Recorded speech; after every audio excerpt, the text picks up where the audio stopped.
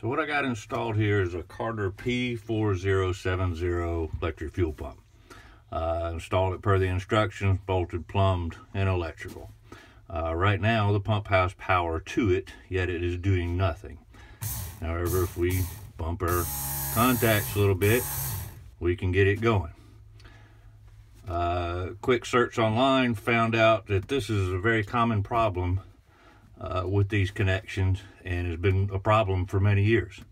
And there's many solutions to try to fix it. One is to cut the excess boot off of this that actually goes up above there, and that makes it better. The other is to crimp the connectors to try to get a tighter fit.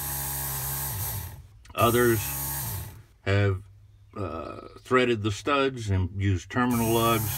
Others have